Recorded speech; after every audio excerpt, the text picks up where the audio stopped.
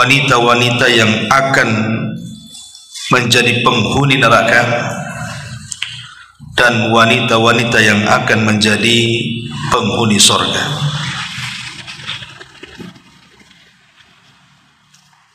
Tentu pembahasan ini sangat penting karena seorang mukmin, baik laki-laki ataupun perempuan, selama hidup di dunia dia tidak akan kenyang untuk beramal saleh sampai kedua kakinya menginjakkan di surga. Bahkan Abu Bakar Siddiq radhiyallahu anhu pernah mengatakan, kalau hanya satu kakiku yang masuk ke dalam surga dan kaki yang satunya belum menginjakkan surga, aku belum pernah merasa aman sampai dua-duanya menginjakkan surga. Artinya seorang muslim ataupun muslimah tidak boleh kenyang dalam beramal selama masih hidup di dunia sampai betul-betul kedua kakinya betul-betul menginjak surga. Baik, kita akan masuk pada tema yang pertama tentang ciri-ciri wanita penghuni neraka. Bicara soal neraka, ma'asyiral muslimat yang dimuliakan Allah Subhanahu wa taala, neraka ini satu tempat yang Allah Subhanahu wa taala sediakan kepada orang-orang kafir dan kalangan ahli maksiat dari kalangan ahli tauhid. Dan posisi neraka itu di bawah dasar bumi, sementara posisi surga itu di atas langit. Bicara soal wanita, wanita-wanita yang akan menghuni neraka ini, sebenarnya Bu, wanita masuk surga itu lebih mudah dibandingkan laki-laki. Saya ulangi, wanita kalau ingin masuk surga itu lebih mudah dibandingkan laki-laki meraih surga. Mana dalilnya? Nabi sallallahu alaihi wasallam bersabda, "Idza shallatil mar'atu khamsaha wa shamat syahraha wa hafidat farjaha wa ata'at ba'laha qila laha udkhulil jannah min ayyi abwabi ats-tsamaniyati syi'ti." Kata Nabi SAW, apabila seorang wanita itu menjaga sholat 5 waktunya, kemudian yang kedua menjaga puasa Ramadannya, kemudian yang ketiga menjaga kemaluannya, dan yang keempat taat kepada suaminya, maka akan dikatakan kepada wanita itu, silahkan masuk surga dari 8 pintu yang kau sukai. Subhanallah ya. Laki-laki masuk dari 8 pintu itu bukan mudah, tapi wanita mudah dan dipersilahkan masuk dari 8 pintu surga sesuai yang ibu-ibu kehendaki, asal melaksanakan 4 perkara. Pertama, menjaga sholat 5 waktu. Yang kedua, menjaga puasa Ramadan. Yang ketiga, menjaga kemaluan. Dan yang keempat, menjaga atau taat kepada suaminya. Pertanyaan pun muncul, lah yang menjaga sholat kan bukan hanya perempuan, laki-laki pun harus menjaga lah. Masa perempuan saja yang menjaga sholat? Ataupun puasa Ramadan, laki-laki pun harus menjaga juga lah. Kenapa kemudian yang ditekankan perempuan di sini? Jawabannya, karena laki-laki itu tidak mengeluarkan darah haid. Laki-laki kalau mengeluarkan darah haid itu namanya LGBT. Lah karena wanita itu mengeluarkan darah haid, sehingga sewaktu-waktu dia akan keluar. Kalau sampai tidak tahu kebiasaan keluar darah haid itu, bisa saja dia meninggalkan sholat dengan sengaja, dan itu dosa besar. Pamannya nih, dalam 1 bulan mungkin ibu yang ada yang keluar haid di awal atau di akhir bulan, ibu sudah tahu jadwalnya bahwa dalam minggu-minggu ini pasti akan keluar darah haid. Lah karena ada kebiasaan, terkadang seorang wanita itu terkadang nggak perhatian soal itu. Datang waktu zuhur, tahu ini waktu-waktunya haid akan keluar, entah mungkin ibu merasa mulas atau apa gitu kan, mesti ada tanda-tanda ganggu. Tapi ibu biarkan saja, nanti kan zuhur masih lama, masih jam 3. Akhirnya kemudian ibu sholat zuhur 2:30. Ketika mau sholat zuhur 2:30, keluar pula darah haid. Akhirnya ibu meninggalkan sholat kan, karena melalaikan sholat. Ya, masyaallah muslimat yang dimuliakan Allah Azza wa Jalla. Dari situ kenapa kemudian Islam sangat menegaskan kepada para wanita untuk menjaga sholat. Kalau sudah tahu dekat-dekat waktu haid itu, jangan pernah mengulur-ngulurkan waktu. Dikhawatirkan kalau mengulur-ngulur waktu tadi, mau sholat tiba-tiba keluar darah haidnya. Sama dengan puasa, mengqadha puasa kan, setiap Ramadan pasti ibu punya hutang. Lah kadang-kadang membayar hutang Ramadan itu, ada seorang wanita yang malas sampai nunggu Sya'ban tahun depan belum dibayar-bayar hutangnya. Ketika sudah mendekati Ramadan, sibuk bayar hutang, rupanya keluar haid. Akhirnya masuk ke Ramadan berikutnya. Lah dari sini Rasul mengatakan, apabila seorang wanita menjaga sholatnya, menjaga puasa Ramadannya, dan menjaga kemaluannya serta taat kepada suaminya, silahkan masuk surga dari 8 pintu surga yang dia sukai. Dari sini 4 perkara saja seorang wanita itu mudah masuk surga. Kalau laki-laki ini kan macam-macam amalannya, itu masuk surga itu berat. Tetapi masalahnya, wanita ini dimudahkan masuk surga, tapi kenapa pula yang banyak di neraka itu pula perempuan? Jadi dalam peristiwa Isra Mi'raj, Nabi SAW pernah diperlihatkan ketika Rasul melihat-lihat neraka itu. Rupanya kata Nabi SAW, ittala'tun nara, aku diperlihatkan neraka. Fa'idha aktsaru ahlihan nisa, ternyata kebanyakan penghuninya mak-mak pula lah itu, ibu-ibu di neraka itu paling banyak. Kenapa coba? Inilah yang kita akan bahas. Kenapa sampai wanita itu lebih banyak di neraka dibandingkan surga? Sebenarnya di surga banyak juga perempuan, cuman kalau di surga itu kan bidadari yang banyak, memang penghuni surga. Tapi kalau di neraka itu memang wanita-wanita dunia yang masuk neraka. Baik, kita mulai. Yang pertama,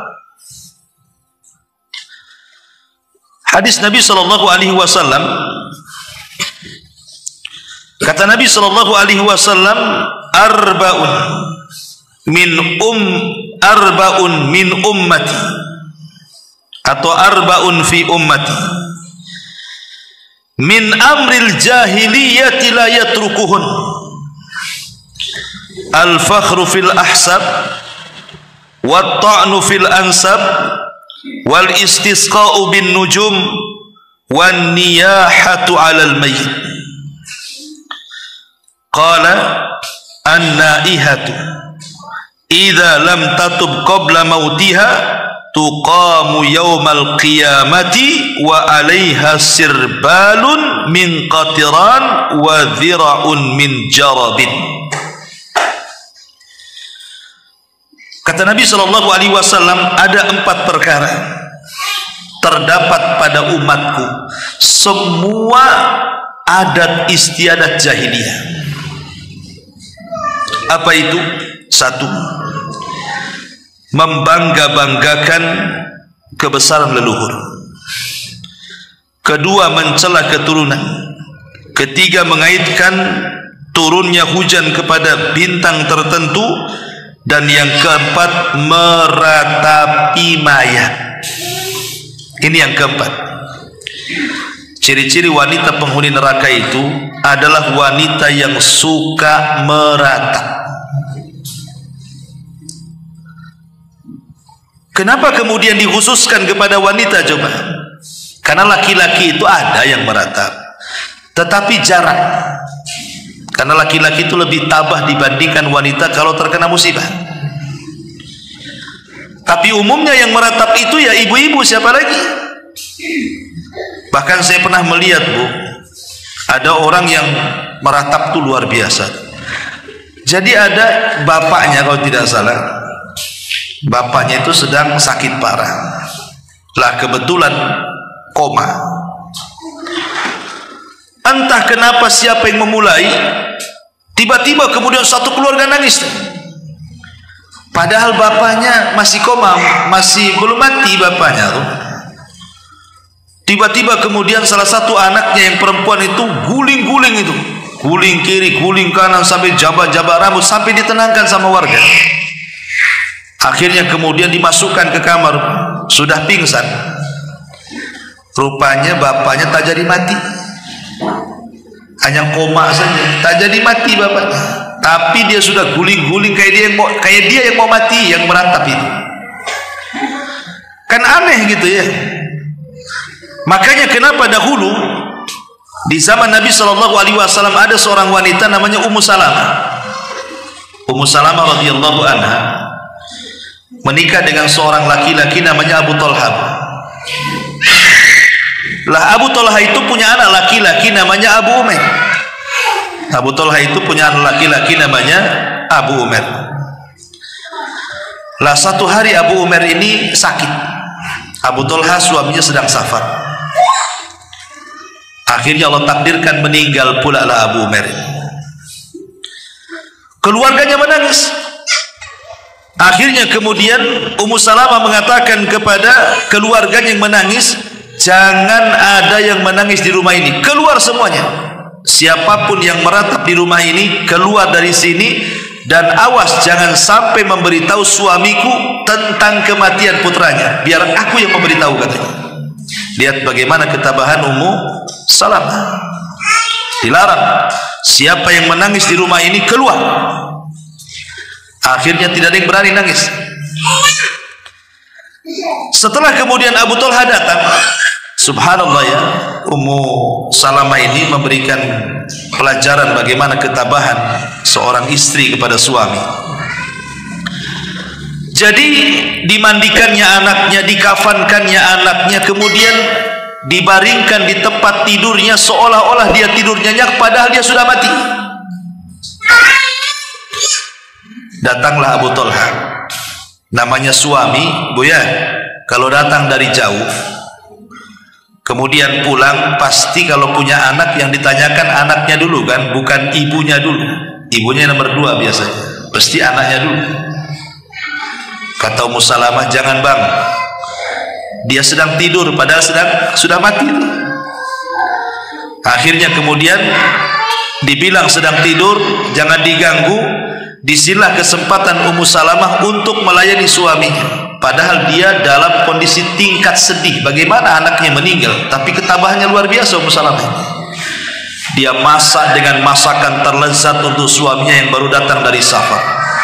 Dia berdandan dengan dandan yang cantik untuk suaminya yang baru datang dari safar. Dia pun melayani. Layaknya suami istri berhubungan di malam itu, seolah-olah dia tidak ada musibah. Bisa nggak buka Ummu Salamah? Kalau ibu nggak yakin sih, anaknya meninggal dan nangis, datang suaminya makin nangis lagi. Kan itu ya. Ini tak ada tangisan-tangisan kayak gitu. Setelah kemudian tengok suaminya lelah letih tertidur sepertiga malam lah, baru dibangunkan sama Ummu Salamah. Baru cerita, bang begini, bisa nggak adik cerita? Kata Abu Talha, ya silahkan cerita. Begini bang, bagaimana kalau seandainya ada tetangga menitipkan barang, Tiba-tiba setelah barang itu dititipkan, tetangga ini datang dan mengatakan, mana barang saya? Apakah kita yang dititipi barang ini menahan barang itu ataukah memberikan kembali kepada pemiliknya? Kata Abu Thalha, ya jelas dikembalikan karena itu bukan barang kita. Kemudian kata Ummu Salamah, bang, kalau anak kita titipan bukan? Ya jelas titipan Allah. Kalau yang nitip ngambil redo enggak, bang? Lihat bahasanya. Ya bingung mau bilang redo gimana, mau bilang marah gimana, kan itu. Mau marah juga istrinya sudah bagus, sudah baik, sudah sabar, mengajari ketabahan gitu ya. Akhirnya dia pun hanya bisa marah dipendam. Kemudian keesokan harinya datang kepada Rasul, kemudian menceritakan kesabaran istrinya, dan Rasul pun mendoakan, Allahumma barik lakuma fi lailatikuma. Ya Allah, semoga Allah berkahi engkau di malam hari ketika kalian berdua melakukan hubungan. Akhirnya Allah ganti itu anak-anaknya Abu Thalha itu dari Abu Umair yang meninggal. Akhirnya banyak anak-anaknya lahir dan menjadi orang-orang hebat. Lihat ketabahan seorang Ummu Sulaim ketika menghadapi suaminya Abu Thalha dan kematian putranya Abu Umair. Masyarul muslimat yang dimuliakan Allah Subhanahu wa taala. Jadi yang pertama, gimana? Oh gitu. Pelan-pelan aja. Iya, pelan aja. Slow saja. Oke. Maksudnya biar cepat itu biar cepat kelar. Jadi cepat pulangnya ibu-ibu tuh. Oke, yang pertama Andiah, kita lambati volumenya. Yang kedua, jadi wanita yang suka niyahah, ibu ya, niyahah itu suka meratap. Nangis gak apa-apa kalau ada kematian, tapi jangan meratap. Meratap itu seolah-olah menolak takdir. Seperti mamanya suaminya meninggal, kemudian mengatakan, aduh siapa nanti yang kasih makan saya, kasih makan anak saya. Seolah-olah suami yang ngasih makan. Itu namanya menolak takdir namanya. Tak boleh, apalagi sampai guling-guling kan bu ya, guling sana, guling sini, cakar sana, cakar sini, robek sana, robek sini, gunting sana, gunting sini. Nah, itu masalah. Ini yang pertama. Yang kedua, hadis Nabi Shallallahu Alaihi Wasallam, sinfani min ahlin nar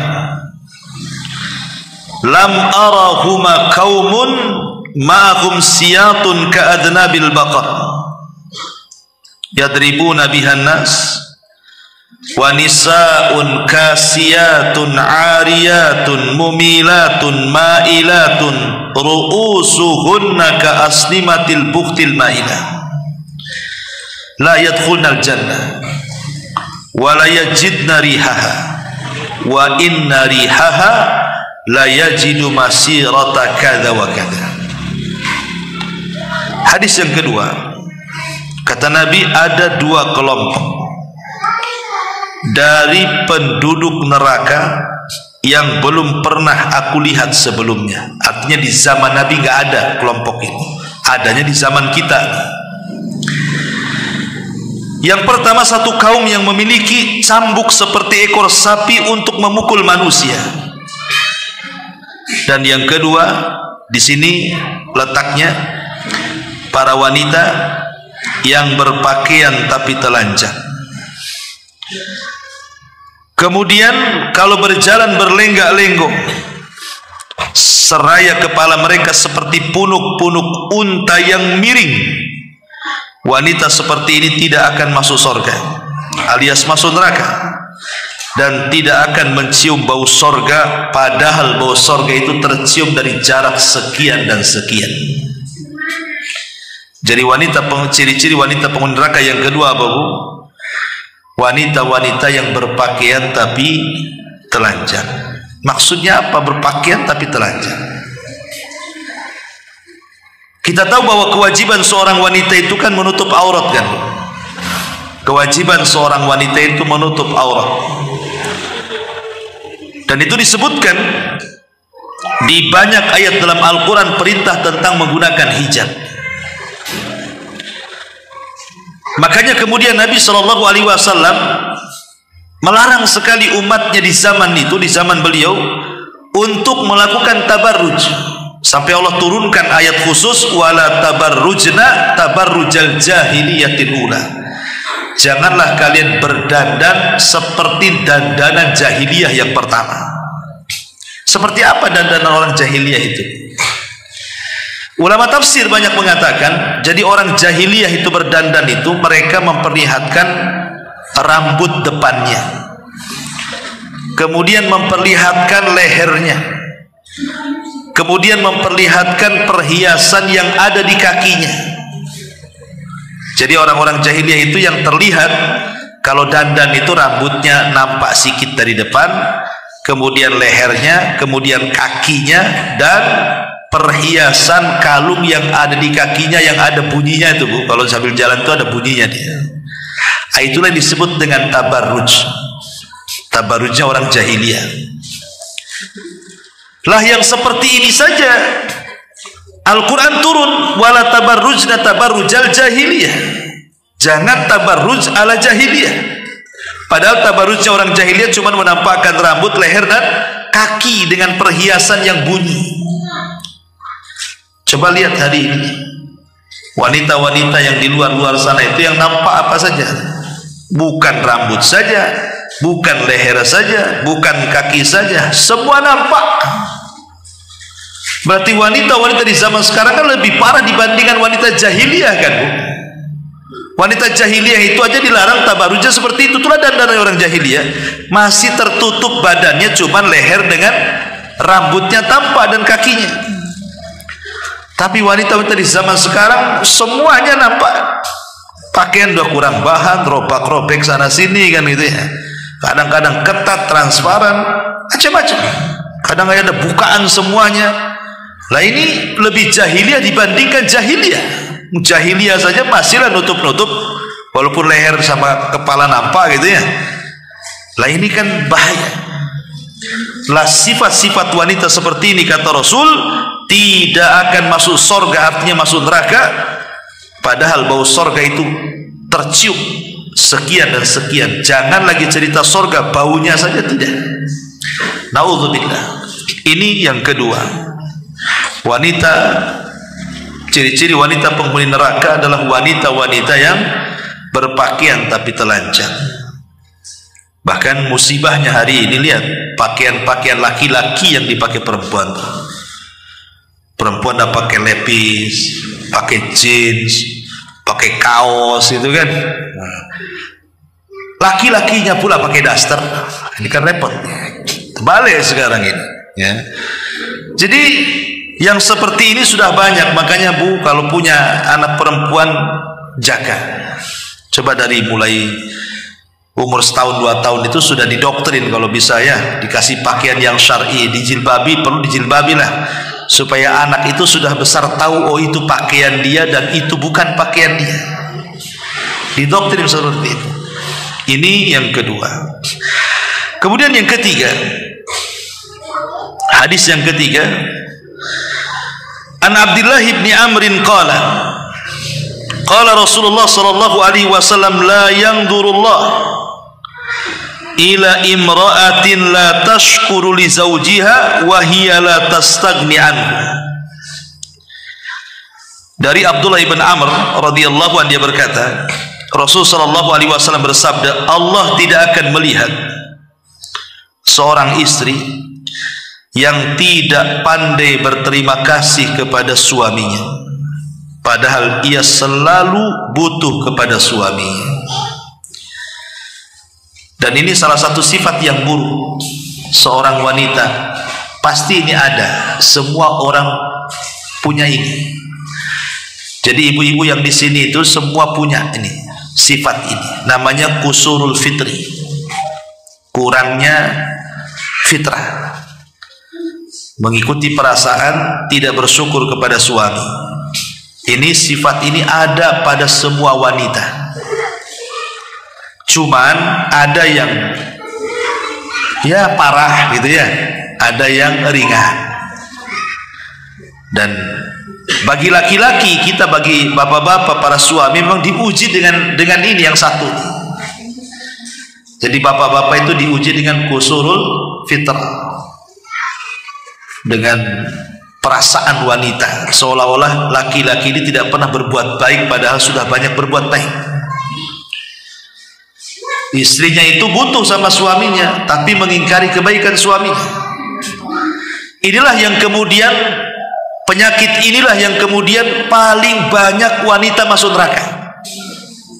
Penyakit yang satu ini, kusurul fitri, ini paling banyak memasukkan wanita ke dalam neraka.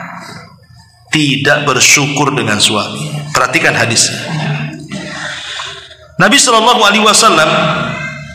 bersabda, uritun nara, aku diperlihatkan neraka. Fa idza aktsara ahlihan nisa, rupanya kebanyakan penghuninya pula ibu-ibu. Kemudian sahabat bertanya, Rasul, apa mereka tidak sholat? Sholat. Apa mereka tidak puasa? Puasa. Apa mereka tidak sedekah? Sedekah. Apa mereka tidak haji? Rajin haji. Lalu kenapa mereka bisa masuk neraka? Itu pertanyaannya. Dan kebanyakan pula di neraka. Disinilah letak kelemahannya. Kata Nabi SAW, walakinnahunna yakfurnal ashir. Karena kebanyakan wanita itu kufur kepada suaminya. Apa maksudnya kufur kepada suami itu? Maksudnya kalau seandainya suami itu berbuat kebaikan seumur hidup untuk istrinya, tiba-tiba suami ini melakukan satu kesalahan, maka seorang wanita akan mengatakan kepada suaminya, engkau belum pernah berbuat baik sedikit pun kepadaku. Ini kan bahaya. Ini kan bahasa hadis ya. Kalau bahasa ibu kan beda ya, sama aja sebenarnya. Kok ini nggak perhatian, itu kan kurang lebih saja tuh. Kok ini kurang sayang, kok ini cinta gak sih sama saya? Itu bahasa-bahasanya. Padahal laki-laki itu cinta kepada seorang wanita itu tidak seperti yang ibu bayangkan. Terkadang mereka diam, tapi mereka sayang. Buktinya kasih rumah, kasih uang, kasih anak, kasih ini, dibilang kak sayang pula. Coba bayangkan, anak 12 dibilang tak sayang. Udah 12 itu cemana caranya tak sayang tuh? Sudah solusin gitu. Itulah kadang-kadang dulu ada cerita bu, di zaman Nabi SAW ada seorang sahabat.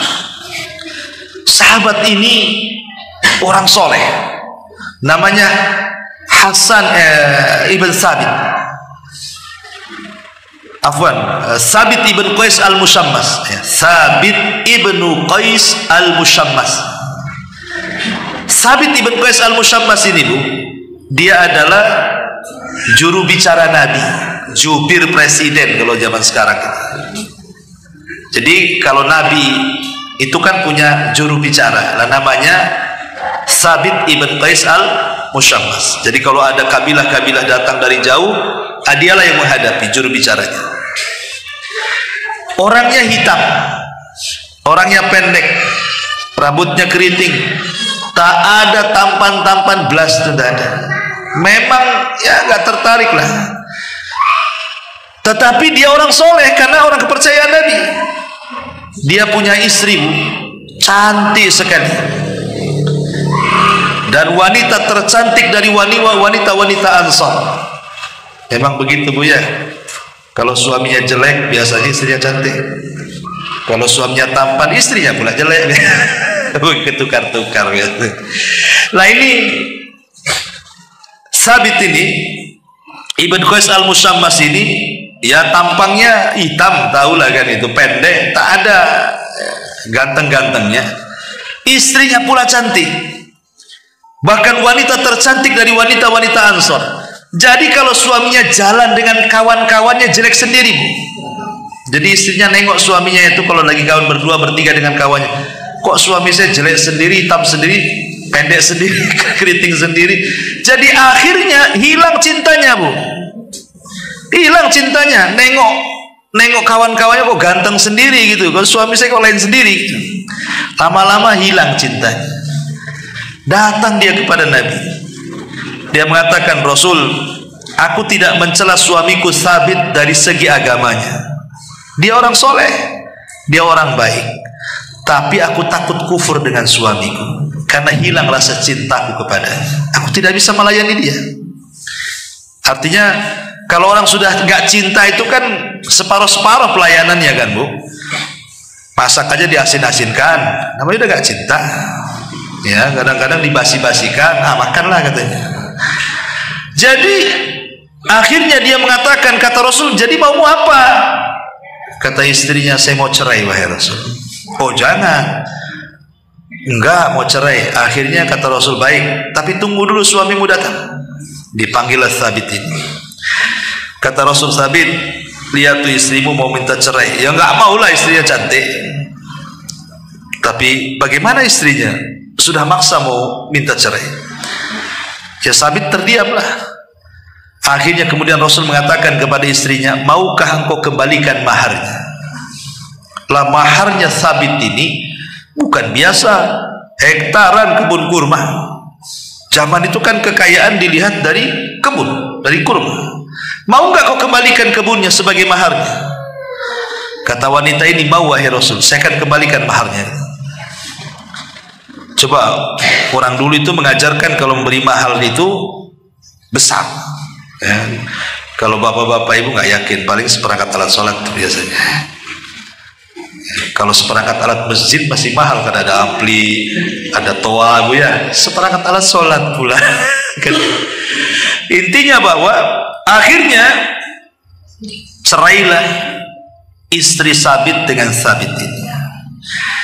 Setelah habis masa idahnya, Bu, akhirnya istri Sabit ini dia ingin mencari suami sesuai dengan kriteria dia, yang ganteng, yang putih, yang tinggi. Pokoknya pengenlah biar kalau suaminya jalan dengan suami orang itu tidak malu-maluin gitu ya. Dapat, Bu, sesuai dengan kriteria. Dia dapat suami yang ganteng, yang tinggi, yang maco, yang macam-macam lah, yang parlente pokoknya lah. Masalahnya yang ganteng pula ada kekurangannya. Dia tidak bisa memuaskan istrinya di ranjangnya. Nggak pernah puas. Bermasalah dengan seksualnya. Mungkin bahasa kitanya impoten atau apa gitu ya. Pokoknya nggak puas lah suami istrinya. Si Sabit pula yang dibilang jelek itu, dia pula yang suka muasi. Terpikir dia, kenapa aku cerai dengan Sabit, katanya. Kenapa aku cerai dengan Sabit? Akhirnya dia buat ulah, pengen menceraikan lagi suami yang barunya, karena nggak puas kan, ingin balik pada suami yang pertama Sabit. Tapi nasi sudah jadi bubur. Ketika dia minta cerai dengan suami yang kedua, diceraikan. Ketika hendak balik ke Sabit, Sabit sudah tak mau. Terkadang apa yang dianggap baik buruk di hadapan Allah. Apa yang dianggap buruk baik pula di hadapan Allah. Nah, inilah gambaran wanita-wanita yang kadang-kadang tidak sabar, mudah kufur pada suami. Ya, dia tidak pernah melihat suaminya apa adanya. Rupanya sebenarnya suaminya itu punya kelebihan yang kadang-kadang ibu tak tahu tuh sebenarnya kelebihannya. Hanya bisa membandingkan dari jauh. Sebenarnya suami ibu lebih hebat dibandingkan yang lainnya. Ini contoh saja sejarah kan itu ya. Makanya ini yang ketiga di antara wanita-wanita penghuni neraka itu adalah wanita yang tidak bersyukur kepada suami alias kufur.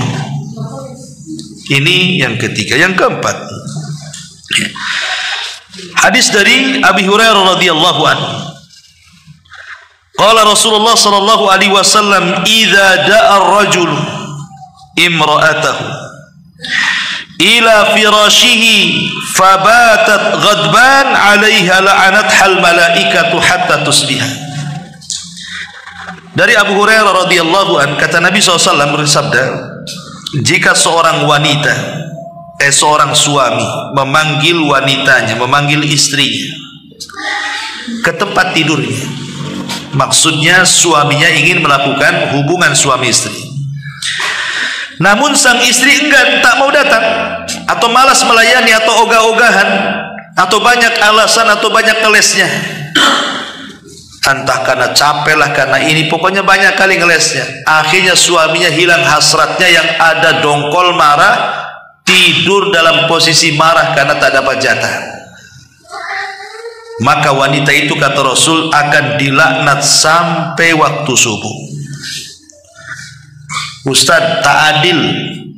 Kalau suami minta kita tolak, aku pula dilaknat. Aku minta suami tak mau pula, suami dilaknat enggak, Bu? Tidak, karena biasanya suami jarang nolak. Ini tanya bapak-bapak di depan. Nggak ada suami nolak-nolak tuh. Yang suka nolak-nolak kan istri. Makanya hadis ini dikhususkan kepada para wanita. Mungkin 1001 lah kalau laki-laki nolak tuh. Mungkin karena sudah tidak cinta, atau karena ada orang nomor 2, nomor 3, nomor 4, nomor 5 mungkin di luar itu jadi dingin ya kan. Tapi kalau belum ada nomor-nomor di luar itu masih panas itu, Bu. Ya. Artinya bahwa di sini Nabi SAW mengingatkan soal ketaatan di sini. Bukan hanya bicara soal ranjang saja, tidak. Maksudnya hadis ini bicara soal ketaatan. Karena muara pokok dari seluruh hak seorang istri kepada suami itu ada pada taat. Setelah dia taat kepada Allah, baru taat kepada suaminya. Ini saya jadi kencang lagi nih ngomongnya. Bisa saya dilambat-lambatin ini. Ya. Gimana nih mau lambat-lambatin ngomong nih? Oke, jadi ini yang keempatnya. Yang kelima. Jadi yang keempat ini istri yang tidak pernah taat pada suami. Yang nomor 5, hadis Nabi SAW dari Abu Hurairah radhiyallahu anhu. Hadis ini terdapat dalam kitabnya Imam Bukhari, tapi bukan dalam sahihnya.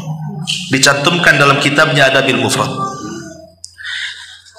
Jadi Abu Hurairah radhiyallahu anhu bercerita tentang seorang laki-laki datang kepada Rasul dan mengatakan, "Ya Rasulullah, inna fulanatan taqumul laila wa tasumun nahar wa tasaddaqat bi fuduli amwaliha wa taf'al wa taf'al." Rasul, di sana ada ibu-ibu kalau malam tidak pernah tinggal sholat malam, kalau siang tidak pernah tinggal puasa sunnah, kalau ada hal-hal yang perlu disedekahi, disedekahkan hartanya tanpa batas. Dan dia pun banyak melakukan kebaikan ini dan kebajikan itu. Tapi penyakitnya satu, wahai Rasul, walakin tu'dhi jiranaha bilisaniha. Tapi lisannya setajam silet cutter sama tetangganya. Nyelekit, ya. Nyakiti tetangganya dengan lisannya. Padahal ahli sholat, ahli puasa, ahli sedekah, ahli berbuat baik, tapi ahli juga menyakiti tetangganya dengan lisannya. Apa kata Nabi? La khaira fiha. Wanita itu hilang seluruh kebaikannya. Bal hiya min ahli nar. Bahkan wanita itu akan masuk ke dalam neraka, kata Nabi. Subhanallah, ya. Wanita ini masuk neraka bukan karena berzina, bukan karena membunuh, bukan karena zalim, tidak. Wanita ini masuk neraka gara-gara lisanmu. Jadi sifat wanita yang kelima ini dari wanita-wanita penghuni neraka adalah wanita yang tidak pernah menjaga lisannya. Hati-hati, Bu, ya. Ibu harus jaga lisan. Karena rata-rata ketika bicara soal dosa lisan, kalau kita membaca hadis-hadis Nabi itu, rata-rata contohnya ibu-ibu. Ya, jarang bapak-bapak dicontohkan Nabi itu. Biasanya ibu-ibu tuh. Makanya kemudian Rasul mengatakan, percuma sholat malamnya, percuma puasa sunnahnya, percuma sedekahnya, kalau ibu tak pandai menjaga lisannya. Subhanallah, dosa lisan loh bisa menggugurkan pahala sunnahnya qiyamul lail, sunnahnya puasa sunnah, dan sunnahnya sedekah. Dari sini kita tahu bahwa kalau orang ingin betul-betul hijrah, apa kata Rasul? al-muslimu man salimal muslimuna min lisanihi wa yadi. Kalau ibu ingin hijrah ke sunnah, maka yang pertama dihijrahkan itu bukan pakaian dulu. Kadang-kadang sibuk orang hijrah itu pakaian aja yang dipikir itu. Nampak cadarnya bagus, mereknya bagus, branded, langsung suaminya dikoyak-koyak, beli bang, biar mantap, ya kan? Bukan, hijrah itu bukan casing. Pakaian itu casing saja. Lebih daripada itu yang harus dihijrahkan pertama kali, Bu, setelah hati adalah lisan. Ibu hijrahkan lisan yang dulunya suka ngomong kotor gitu ya. Kan ada, Bu, saya pernah dengar, Bu, ada seorang wanita itu kalau kaget itu yang diomongkan aneh-aneh, latah gitu, ngomong apa entah, ngomong jangkrik, ngomong apa, pokoknya adalah kalau yang kaget itu kan biasanya ngomong macam-macam, kadang bahasa-bahasa kotor dikeluarkan. Berarti kalau dalam kagetnya saja dia bisa mengeluarkan kalimat kotor, berarti ketika tidak kaget lebih kotor tuh ucapannya tuh. Kagetnya aja kayak gitu ngomongnya. Kan kaget itu kan refleks ya kan, nggak sadar dia ngomong kan. Entah ngomong apa yang jorok-jorok tuh. Loh, kalau kagetnya ngomong jorok, cemana nggak kagetnya? Berarti memang kebiasaan dia itu ngomong jorok kan. Makanya biasakan kalau sudah hijrah ya jaga lisan. Contoh nih, Nabi SAW satu hari menegur Aisyah Ummul Mukminin radhiyallahu anha. Kenapa? Karena Aisyah waktu itu sedang menjelek-jelekan madunya. Sofiyah itu kan turunan Yahudi, putra daripada Huyai ibn Akhtab, menikah dengan Nabi. Orangnya pendek tapi cantik. Aisyah ini tinggi orangnya. Jadi istri Nabi itu macam-macam, Bu. Ada yang tinggi kurus, itu Aisyah. Ada yang pendek kurus, itu Sofiyah. Ada yang gemuk, itu Hafsah. Ya. Ibu masuk ke mana tuh? Ya. Masuk ke Hafsah berarti ibu gemuk. Ya. Masuk tinggi kurus Aisyah. Masuk pendek kurus Sofiyah. Jadi nggak perlu ibu kecil hati. Wah, saya gemuk. Istri Nabi ada yang gemuk, tenang aja. Ya. Saya udah kecil lagi, kurus lagi, ada juga tuh Sofiyah. Jadi nggak perlu kecil hati. Istri Nabi macam-macam bentuk tubuhnya, nggak semua langsing, ada juga yang gemuk. Jadi Aisyah ini merasa bangga kalau tubuh dia itu semampai kayak ya model lah kalau bahasa sekarang. Jadi dia karena cemburunya dengan Sofiyah itu, karena cantik, digibahnya pula Sofiyah di hadapan Nabi. Apa kata Aisyah? Ya Rasulullah, hasbuka an Safiyata kada wa kada. Cukuplah Sofiyah ini begini dan begitu. Aisyah tidak ngomong aku tinggi dia pendek, nggak ngomong, cuman pakai isyarat, seolah-olah kalau ngomong seperti itu cuman pakai isyarat tangan saja. Aku tinggi loh, Sofiyah itu pendek, hanya ngomong begitu. Tapi Rasul marah kepada Aisyah dan mengatakan, ya Aisyah, laqad qulti kalimatan lau mujizat bihal bahru lamajazathu. Aisyah, diam kamu. Engkau sudah mengucapkan satu kalimat yang kau diletakkan di air lautan, satu dunia air lautan tercemari dengan kalimatmu, katanya. Subhanallah. Padahal sampah satu Jawa Tengah ini kalau dilempar ke air lautan, tidak mungkin satu dunia air lautan tercemar kan. Tapi satu kalimat gibah bisa mengotori semua air lautan, saking bahayanya. Padahal gibahnya Aisyah kepada Sofiyah bukan dengan kata-kata, dengan isyarat tangan, bahwa dia pendek, si Sofiyah itu aku tinggi, cuman pakai tangan saja, itu sudah dianggap gibah tuh. Makanya Allah mengatakan, wailun likulli humazatin lumazah. Karena gibah itu tidak mesti humazah, terkadang lumazah. Lumazah itu artinya mengisyaratkan atau meniru-niru jalan orang, meniru-niru gerakan orang. Umpamanya ada orang pincang di depan kita, ditirunya kita pula pincang-pincang. Itu gibah juga, niru orang. Ya. Gerakan-gerakan orang kita tiru dan itu merupakan konotasinya buruk, itu gibah. Jadi gibah itu tidak mesti kata-kata, walaupun asalnya kata-kata kan begitu. Tapi yang jelas bahwa penyakit lisan bahaya. Kadang-kadang seseorang itu karena tidak tahan, ya kan Bu, kadang-kadang mengucapkan kalimat-kalimat yang tidak-tidak, terutama sama anak-anak. Saya kasih nasihat dalam ilmu parenting, pendidikan anak.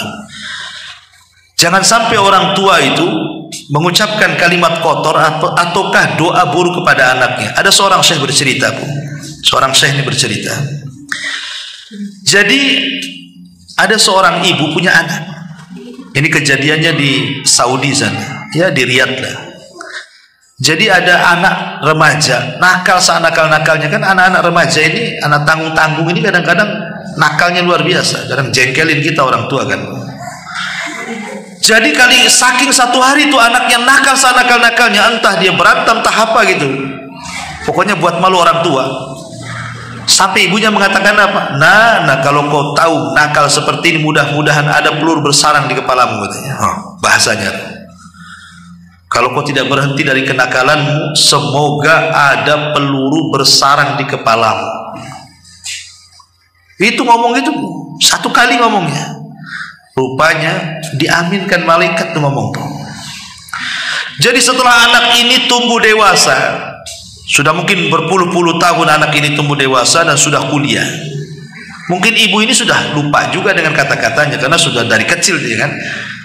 Jadi setelah lulus kuliah, anaknya ini mendaftar sebagai anggota militer. Kita masuk ABRI, mungkin biasa di TNI Polri lah negara kita ini. Jadi ketika ada penataran, ya satu barak dengan kawan-kawannya, di situ ada pistol, disangka tidak ada pelurunya, dibuat main-main. Sama kawannya diletakkan di kepala, disangka tidak ada pelurunya, ya hanya main-main saja. Rupanya ada serongsong peluru satu di dalamnya itu. Pas dipencet, keluar meledak kepalanya. Wah, ibunya menangis. Karena sudah mendidik dia dari kecil sampai besar, sampai masuk ke angkatan. Rupanya ibunya baru sadar karena dia pernah dulu mengatakan pada anaknya semasa kecil, waktu nakal apa? Semoga ada serongsong peluru di kepalamu. Rupanya diijabah doanya setelah puluhan tahun anaknya besar. Akhirnya Allah ijabah. Maka Bu, jangan mengucapkan kalimat buruk sama anak-anak. Jangan-jangan doa ia tidak langsung dikabulkan hari ini. Boleh jadi dikabulkan setelah ibu meninggal. Kita tidak tahu. Ya. Makanya kalau ibu baca biografinya Imam Sudes kan Imam Masjidil Haram tuh, ya. Itu Sudes ini waktu kecil-kecilnya, Bu, saya baca biografi di bukunya tuh, itu ibunya kalau murka sama Sudes kecil itu, dia tidak pernah mengeluarkan kata-kata kotor kecuali ya Sudes, daripada kau nakal kau pergi ke haram sana, semoga Allah jadikan kau imam di situ, katanya. Itu waktu kecil-kecilnya ibunya selalu ngomong begitu. Kalau nakal ngomong gitu lagi, kalau nakal ngomong gitu lagi. Akhirnya setelah berpuluh-puluh tahun, Sudes pun sudah menjadi ustaz, sudah menjadi ulama besar, diangkat jadi imam di Masjidil Haram. Itu namanya tafaul, Bu. Jadi kalau anak ibu itu nakal sana pergi ke Masjid Sabilun Najah sana, ya, supaya jadi imam di situ, jadi takmir di situ. Bisa saja gantiin takmir di sini nanti. Kalau sudah besar kan jadi imam di sini, kan dia tahu kan itu kan kebaikan, Bu. Jadi jangan ngomong macam-macam. Kadang-kadang mati aja kau. Kalau kau tahu nakal sudah kau cekek kau dari bayi. Kadang ada tuh ibu-ibu yang saking jengkelnya sama anak ngomong begitu tuh. Tidak boleh, Bu. Ya, jadi wanita-wanita yang tidak pernah menjaga lisannya ini bahaya. Jangan sampai menjadi ahli ghibah, ahli namimah, ahli caci, ahli maki. Karena salah satu dari 5 orang yang tidak akan dapat syafaat pada hari kiamat adalah wanita-wanita tukang laknat, kata Rasul. Wanita-wanita tukang laknat tidak akan dapat syafaat Nabi. Siapa wanita tukang? Yaitu kalau ngomong yang keluar binatang, yang keluar kalimat-kalimat kasar, tukang laknat, naudzubillah. Nah, ini yang kelima. Kemudian yang keenam, hadis Nabi sallallahu alaihi wasallam. Kata Nabi sallallahu alaihi wasallam, ayyuma imra'atin sa'alat zawjuha, ayyuma imra'atin sa'alat zawjaha talaqan fi ghairi ma ba'sin fa haramun 'alaiha raihatul jannah. Wanita mana saja yang meminta cerai tanpa ada alasan yang jelas, maka haram baginya mencium bau surga. Kalau ada seorang istri, entah masalahnya apa tidak jelas, tahu-tahu minta cerai, haram, bahkan surga diharamkan kepadanya. Karena hak cerai itu hanya dimiliki laki-laki. Wanita itu tidak punya hak cerai. Kalau gugat cerai ya namanya khulu.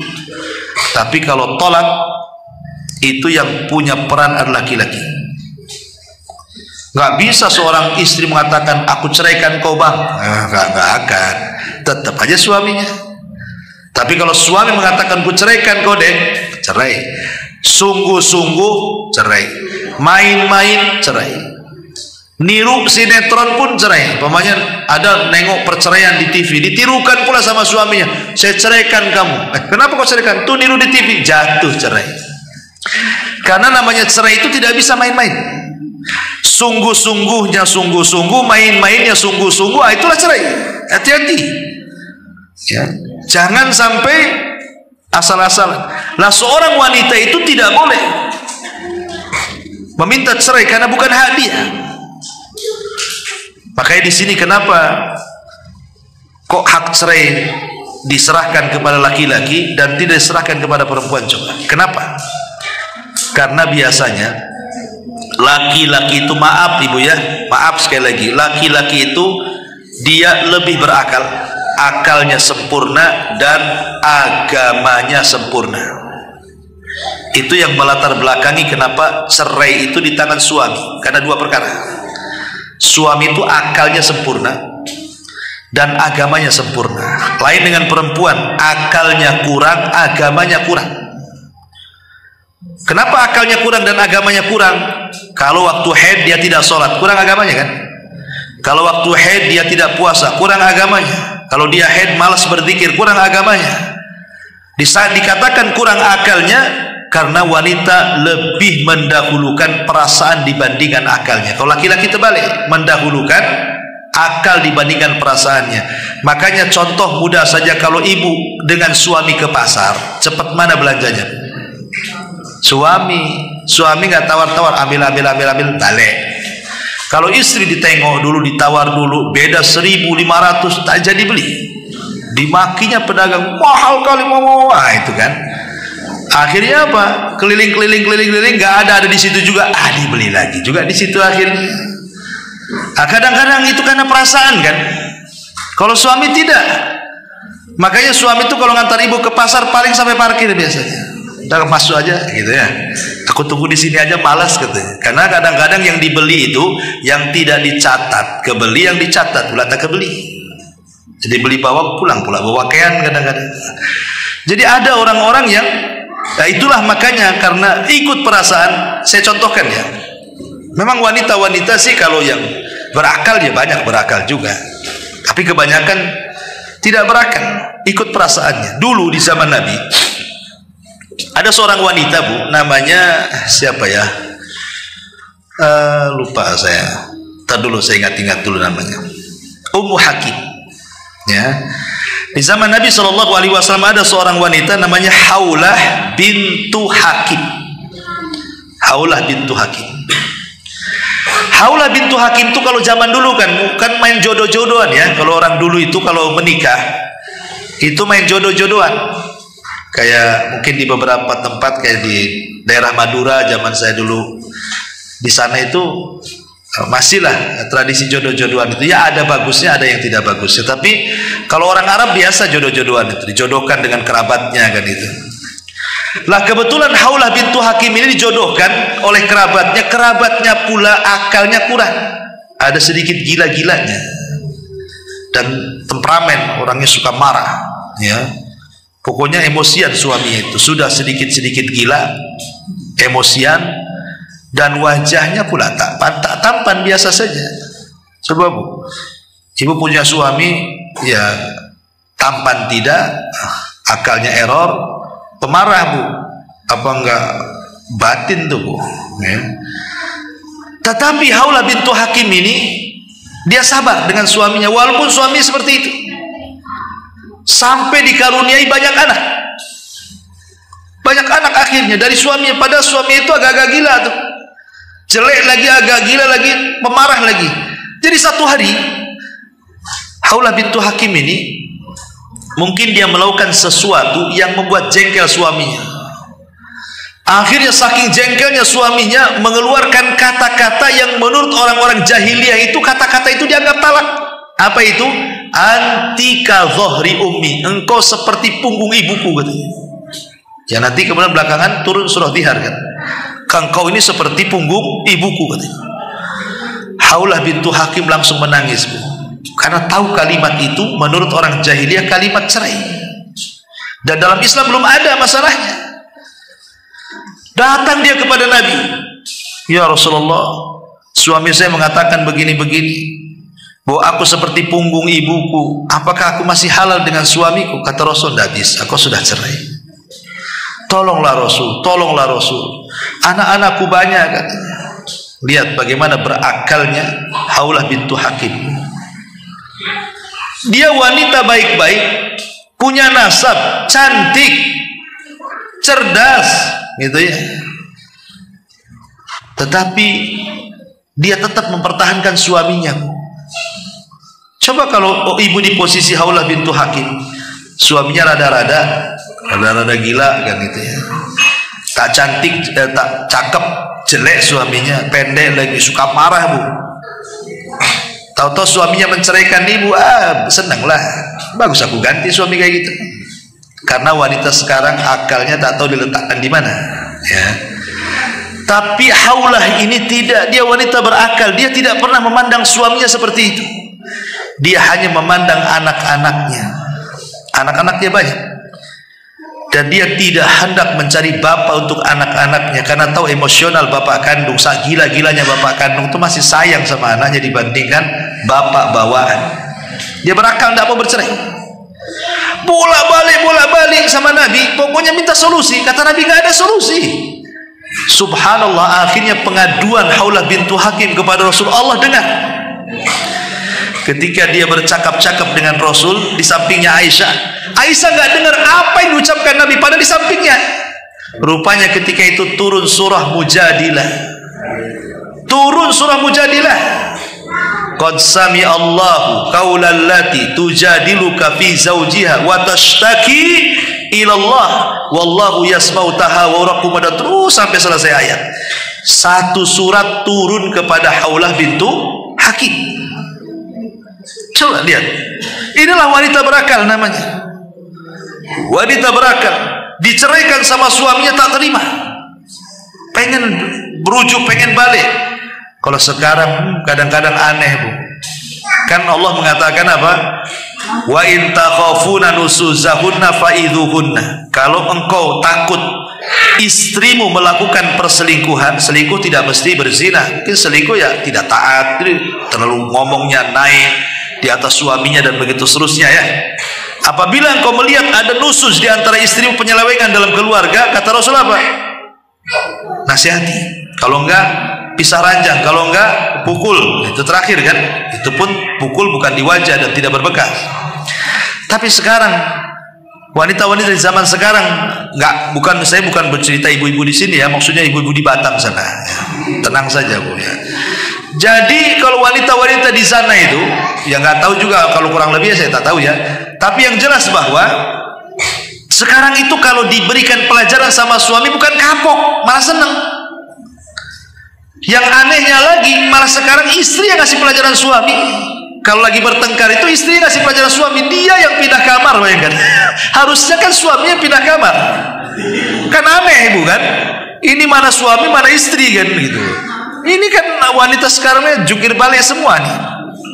Zaman dulu kalau wanita itu dikasih punggung suami, sakit hatinya sampai di sini, Bu, sampai di dada. Kalau sekarang kau mau kasih punggung, mau enggak, mau pergi apa cuma kan, terserah kan gitu. Karena sudah hilang girohnya. Lah yang seperti ini nih yang sudah tidak ada. Makanya keberkahan sudah enggak ada dalam rumah tangga karena sudah enggak takut sama suami. Jadi ini yang keenam, Ibu ya. Jangan sampai kemudian ibu meminta cerai, kecuali kalau memang ada yang menjadikan ibu harus minta cerai, seperti suaminya zalim, tukang pukul, KDRT, tidak sholat, itu lain ceritanya, ya kan. Tapi kalau nggak ada angin, nggak ada hujan, tiba-tiba minta cerai, itu haram. Ya, wanitanya terancam dengan tidak akan masuk ke dalam surga. Naudzubillah. Ini juga yang keenam. Yang ketujuh, ya, Nabi SAW bersabda, hadis yang ketujuh, hadis dari Abdullah bin Mas'ud radhiyallahu anhu. Kata Nabi SAW, la'anallahu al-washimah wal mustawshimah wan namisat wal mutanammisat wal mutafallijat lil husni al mughayyirati khalqallah. Qala fa balagha dhalika imra'atu min bani Asad yuqalu laha Ummu Ya'qub wa kanat taqra'ul Qur'an fa atathu fa qala ma hadithun ballaghani anka annaka la'antal washimat wal mustawshimat wal mutanammisat wal mutafaljilat lil husni al mughayyirat khalqallahi. Faqala Abdullah wa mali la al'anu man la'ana Rasulullah sallallahu alaihi wasallam. Dari Abdullah bin Mas'ud radhiyallahu dia berkata, Allah melaknat siapa? Wanita-wanita yang mentato, satu, dan yang minta ditato. Yang kedua, Allah melaknat wanita-wanita yang mencukur bulu halis dan minta dicukurkan bulu halis. Kemudian juga yang ketiga, Allah melaknat wanita-wanita yang merenggangkan gigi-giginya supaya terlihat cantik. Juga Allah melaknat wanita-wanita yang merubah ciptaan-ciptaan Allah, ya. Kemudian hal ini sampai kepada seorang wanita namanya Ummu Ya'qub dari Bani Asad. Dia biasa membaca Al-Quran. Dia pun mendatangi Ibnu Mas'ud dan mengatakan, ada hadis yang telah sampai kepadaku darimu, bahwasanya engkau melaknat perempuan yang mentato, yang minta ditato, wanita yang meminta dihilangkan bulu wajahnya, atau yang meregangkan giginya, atau yang merubah ciptaan Allah. Maka Abdullah bin Mas'ud mengatakan, bagaimana aku tidak melaknat orang-orang yang Rasul laknat? Jadi laknat ini bukan dari aku, kata Abdullah bin Mas'ud, Rasul yang mengatakan seperti itu. Inilah wanita-wanita penghuni neraka. Disebutkan di sini 4 sifat, ya. Pertama, wanita yang ditato. Lihat sekarang ini wanita-wanita ditato luar biasa. Kadang tatonya aneh-aneh. Kadang diletakkan di tempat-tempat naudzubillah yang tidak boleh diletakkan di situ. Untuk apa coba? Ada orang tato itu dari atas kepala sampai kaki, mata-matanya ditato sampai hitam itu, kayak kelereng ke matanya. Untuk apa coba? Apakah lebih baik tato itu? Tidak juga. Betapa banyak orang-orang yang menyesal setelah ditato, kan tidak bisa dihapus. Maka yang ditato dan yang mentato dua-duanya dilaknat, dan mereka akan masuk dalam neraka dan diancam dengan neraka, naudzubillah. Yang kedua, wanita-wanita yang mencukur bulu halis. Ya kan, ada tuh wanita-wanita dicukur bulu halis diganti dengan spidol permanen, Bu. Kenapa nggak permanen? Takut hujan masalahnya. Kalau nggak permanen nanti luntur kan gitu. Nampak pula biji matanya, tak ada halisnya. Makanya kemudian ada orang-orang yang tidak pede dengan halis, kan, Bu. Itulah untungnya ibu pakai jilbab, ada yang pakai cadar, kan nggak nampak punya alis nggak punya alis. Lebih tertutup, kan, Bu. Lebih terjaga, lebih pede lagi. Cukup untuk suami ibu saja. Tapi lihat orang-orang luar itu, mereka untuk kecantikan sampai dicabuti bulu alisnya, ada yang dikikir habis kemudian diganti dengan warna. Lah ini dilaknat dalam Islam.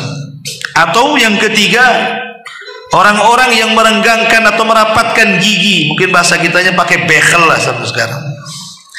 Sebenarnya hukum pakai bekel itu tidak ada masalah, ya, selama maksudnya adalah mengembalikan kepada ciptaan Allah.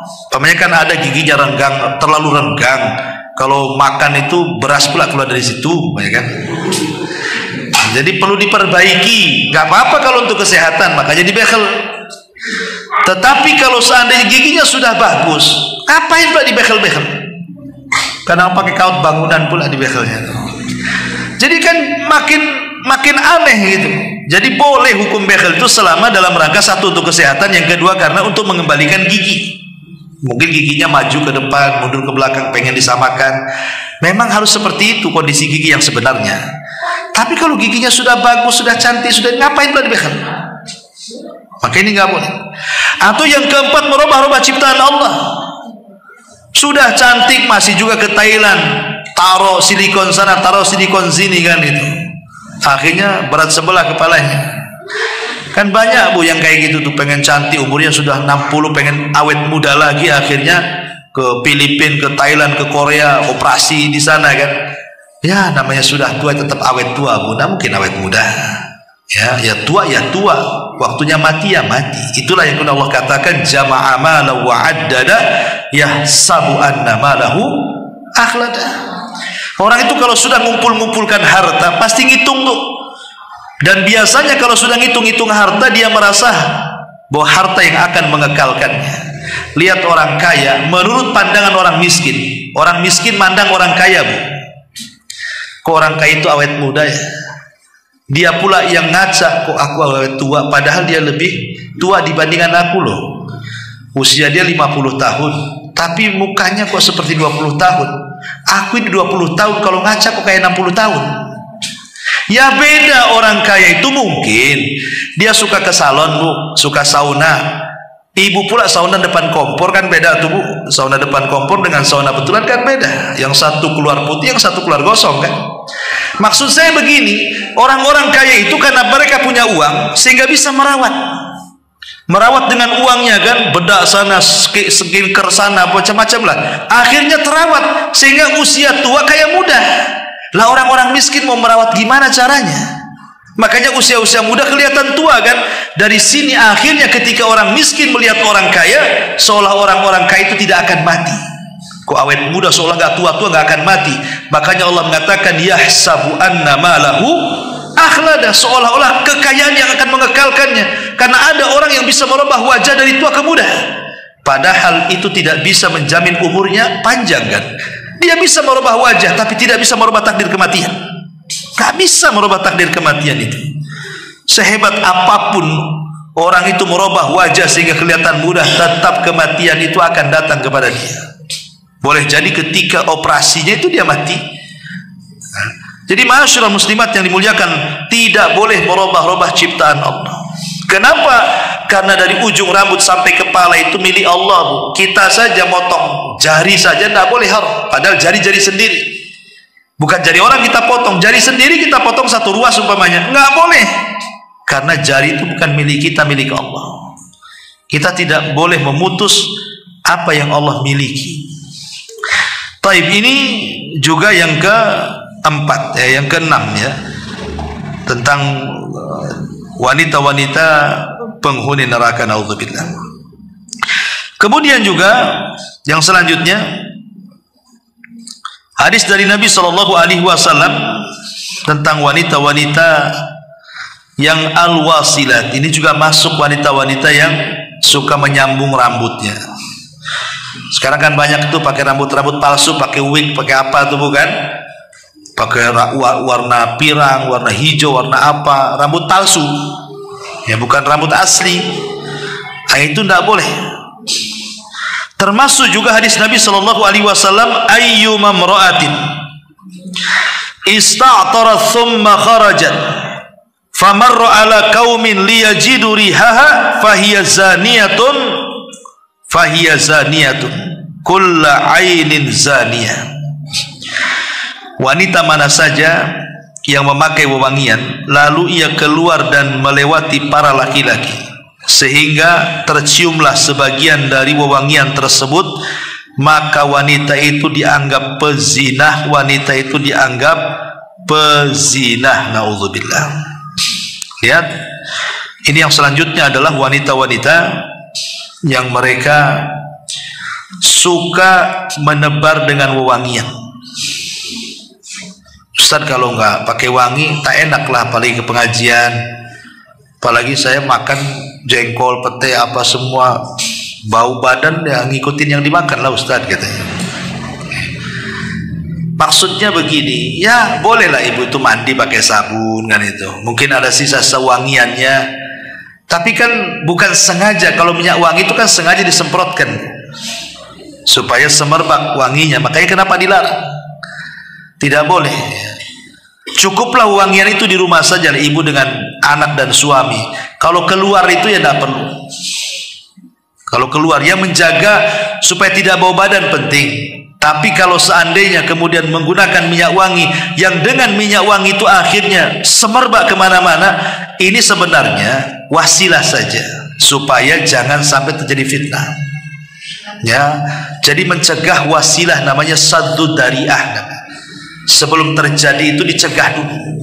Makanya Islam melarang, tidak boleh kemudian seorang wanita kalau keluar rumah itu menggunakan parfum. Tapi kalau bapak-bapak, sunnah hukumnya. Jangan terbalik, bapaknya bau gitu ya, istrinya wangi keluar. Nah, ini kan bahaya. Ya, jadi bapak-bapak ini yang harusnya banyak pakai minyak wangi, pakai celak gitu. Lah kemudian juga diantara ciri-ciri wanita penghuni neraka adalah al-mutasyabbihat birrijal. Wanita-wanita yang menyerupai laki-laki. Nah, ini kan wanita-wanita tomboy lah bahasa kitanya Bu ya. Jadi banyak wanita-wanita di zaman sekarang, ya tadi pakaian pakai lepis, pakai jeans, pakai kaos ketat-ketat, udah kayak laki-laki. Laki-laki ke mall cari jeans, habis di borong perempuan, gak ada artinya kan. Mau cari lepis, udah dibeli sama ibu-ibu. Nah, kadang-kadang aneh.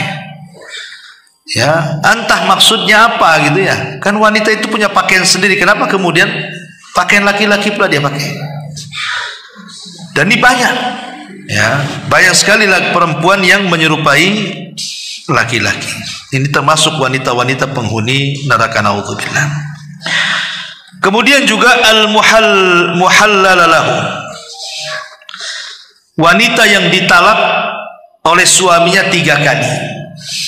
Wanita yang ditalak suaminya 3 kali. Berarti kalau ada seorang wanita ditalak 3 kali, berarti tidak boleh rujuk lagi kan Bu? Karena rujuknya seorang wanita itu ketika ditalak cuma 2 kali saja. At-talaqu marratan, kata Allah. Tolak itu 2 kali maksudnya yang boleh rujuk. Berarti kalau talak sampai ke-3 kali berarti tidak boleh rujuk sampai dia menikah dengan orang lain, kemudian diceraikan dan kembali kepada suaminya yang pertama, itu boleh. Tetapi tidak boleh menggunakan sistem sandiwara. Nggak boleh. Itu namanya al-muhallil wal muhallalah, dilaknat. Menghalalkan perzinahan itu tidak boleh. Contoh, ini suaminya masih cinta dengan istrinya, tapi masalahnya sudah ditalak 3. Akhirnya dia pun nyewa orang, tetangganya yang laki-laki, saya bayar kamu nikahi istri saya 1 malam, habis itu kau ceraikan. Ada yang seperti itu. Akhirnya dibayar nikah 1 malam, ketika setelah akad langsung diceraikan lagi, kemudian setelah yang habis masa iddahnya balik lagi ke suami yang pertama. Ini tidak boleh. Ini namanya hendak menipu Allah dan Rasulnya. Karena pernikahan yang kedua setelah talak 3 itu tidak boleh ada sandiwara di situ. Biarkan layaknya dia nikah lagi sampai bosan suaminya, dicerai, baru kemudian kembali ke suami yang pertama. Bukan karena sebuah sandiwara, yang penting bisa balik ke suami yang pertama. Nah, itu dilaknat wanita-wanita yang seperti ini. Naudzubillah. Ya, disebut muhallil wal muhallalalah. Ma'asyiral muslimat yang dimuliakan Allah Subhanahu wa taala. Kemudian juga di antara ciri-ciri wanita-wanita penghuni neraka adalah az-zairat al-qubur, wanita yang sering ziarah kubur. Ziarah kubur itu Bu boleh, tapi jangan sering bagi perempuan. Karena lafadznya la'anallahu zawwarat. Kalimat zawwarat itu siyagul mubalaghah dalam bahasa Arab. Artinya Allah melaknat wanita-wanita yang sering ziarah kubur. Berarti yang sekali-kali boleh, karena yang dilarang yang sering-sering. Tapi kalau laki-laki ya sunnah. Kalau bisa setiap bulan, setiap pekan, kapanpun laki-laki itu sunnah hukumnya berziarah kubur. Apalagi Nabi itu kalau ziarah kubur jarang siang, malam. Ya. Jadi Aisyah radhiyallahu anha satu malam ketika giliran beliau, malam-malam hilang Nabi di kasurnya. Langsung suudzon Aisyah, jangan-jangan dia pindah ke istri yang kedua, yang ketiga. Akhirnya kemudian Aisyah buntuti Rasul. Rupanya Rasul ada di kuburan Baqi. Tengah malam coba ke kuburan Baqi. Kemudian Rasul pulang, Aisyah buru-buru pulang karena terburu-buru, ngos-ngosan akhirnya. Kemudian Rasul sampai, Rasul tahu Aisyah membuntuti dia, tapi pura-pura dia tak tahu. Cuman kata Rasul, kau mau kasih tahu atau Allah yang kasih tahu, katanya. Ngapain kau buntuti aku, gitu bahasanya. Kemudian Rasul menjelaskan bahwa saya tadi dari kuburan Baqi. Berarti Rasul ziarahnya kapan? Malam. Nah, sekali-kali ibu ajak suami ziarah malam ke kuburan. Itu lebih sah tuh. Ya, masuk kuburan malam-malam. Tapi jangan pakai putih-putih. Jadi Nabi itu sampai ziarah malam-malam kan. Kalau kita ini lewat kuburan aja udah merinding semuanya karena. Tapi zaman dulu, kalau zaman sekarang enggak. Zaman dulu tengok kuburan itu orang takut, Bu. Sekarang orang pacaran di kuburan. Kenapa? Karena dia setannya, Bu. Ya. Jadi orang dulu kan takut lewat kuburan. Sekarang mana ada? Nggak takut lagi. Karena orang ini tidak pernah mengambil ibrah dari kematian orang sekarang ini. Hari-hari dia yang mandikan, dia yang kafankan, dia yang kuburkan, yang gak ingat juga kalau dia akan mati itu. Sudah hilang ya kan ibrahnya.